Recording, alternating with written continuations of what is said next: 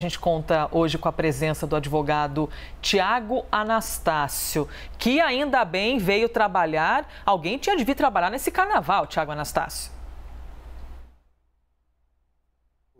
Tão insano que eu tenho visto CNN todos esses dias, pelo menos desde sexta-feira, e a CNN está de parabéns por essa cobertura espetacular de uma coisa tão horrenda como é a guerra, como é a agressão, como é a estupidez que nós, infelizmente, vamos reviver sempre e sempre enquanto o ser humano não tiver, pelo menos, a consciência de que as crianças não podem viver sob a égide do medo.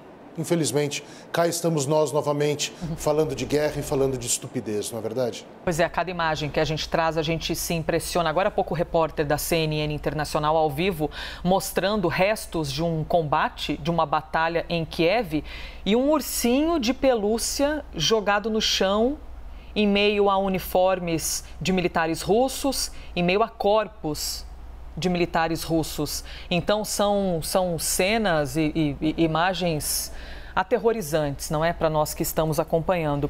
Tiago, é muito importante que a gente possa, claro, aqui a gente está a todo momento noticiando o que ocorre na Ucrânia, mas a gente também compreender onde está o Brasil no meio do caminho, não é? E de que maneira o Brasil se posiciona. Eu quero ouvir a tua opinião sobre o posicionamento do presidente Jair Bolsonaro, de que deve haver uma neutralidade, porque temos uma parceria também importante, economicamente importante. O presidente sugere uma neutralidade. O que você opina sobre? Elisa, ouvindo esse monstro do jornalismo que é Boris Casoy, eu estava pensando aqui quando ele falou sobre a questão do comediante e das críticas do presidente Jair Bolsonaro à figura do presidente da Ucrânia.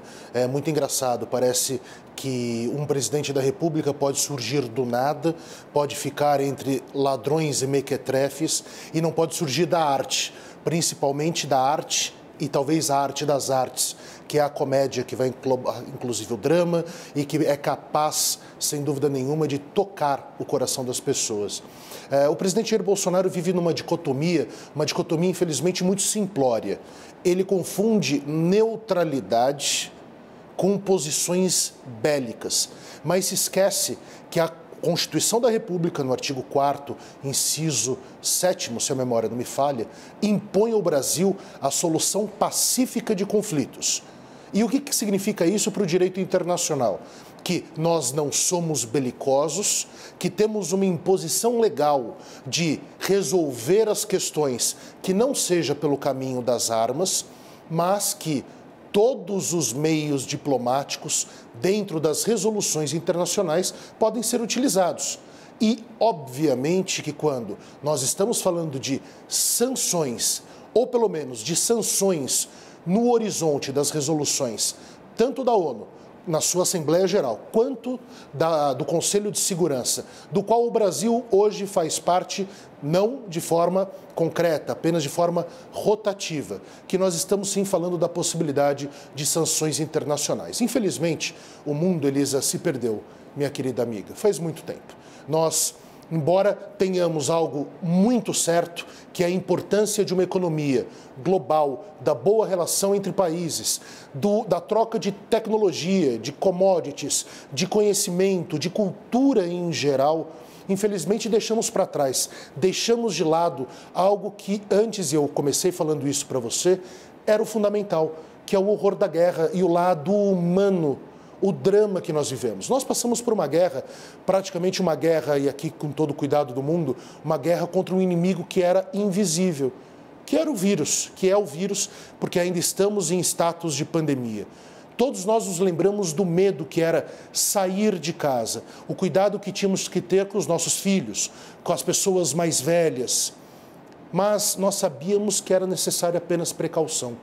A máscara, o cuidado contra a aglomeração, todo o cuidado para que os nossos não se perdessem, não fossem perdidos.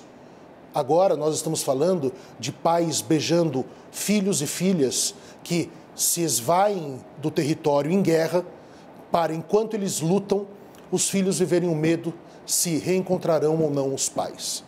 Existe uma cena terrível que eu vi esses dias aqui na CNN, em que ucranianos estavam voltando para o seu território para lutar contra uma invasão, que, como perfeitamente disse Boris Casoy, é uma invasão unilateral, uma guerra iniciada depois de um quadro de mentiras de Vladimir Putin, que até no dia anterior da invasão afirmava de forma clara que todas as movimentações militares que aconteciam na fronteira da Ucrânia eram apenas exercícios. Nós estamos elogiando a mentira sempre, sempre. Nós estamos caindo na mentira desses velhos e terríveis senhores de guerra que sempre existiram e estamos nos esquecendo o quanto mentirosos eles estão se tornando, mais e mais com o uso de redes sociais e, fundamentalmente, colocando toda a democracia em risco. Não que haja democracia na Rússia, né? Mais de 5 mil pessoas foram presas de uma vez quando foram protestar pela paz. A paz hoje é motivo de prisão em alguns lugares do mundo. E é por isso que nós estamos vivendo essa situação terrível. O Brasil deve resolver as questões de segurança de forma pacífica, buscando a solução de conflitos pela via diplomática. E a nossa sorte é que Ernesto Araújo não lidera mais o nosso Itamaraty. Obrigada, Tiago Anastácio, pelas opiniões. Já conversaremos novamente, viu?